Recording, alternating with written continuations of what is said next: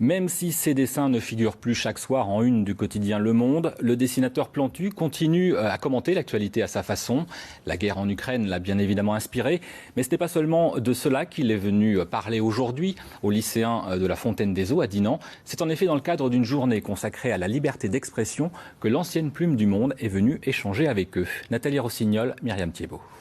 C'est autour d'un repas que la rencontre avec le dessinateur a débuté avec quelques élèves et leurs enseignants. Et déjà la démocratie est au cœur du dialogue. Il faut toujours penser que c'est éphémère et que c'est jamais acquis. Et que notre démocratie, elle peut basculer d'un moment à l'autre. Des propos nourris par l'expérience de 50 ans d'actualité évoqués lors d'une conférence pilotée par l'équipe de la web radio du lycée et retransmise sur Twitch. Même retraité du Monde, le dessinateur n'a pas lâché ses crayons. Il y a un immeuble qui a été dévasté en Ukraine et le trou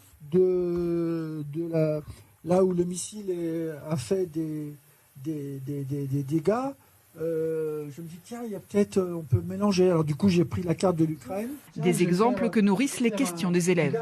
Pensez-vous que la liberté d'expression et plus particulièrement celle de la caricature soit en danger aujourd'hui, notamment par les réactions de haine en ligne?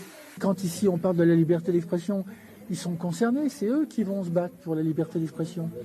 Et ça paraît tout bête, mais c'est un combat de tous les jours. Et on arrive, grâce à leurs questions, à aller encore plus loin. Et puis ils me bousculent avec leurs questions. Et j'adore être bousculé.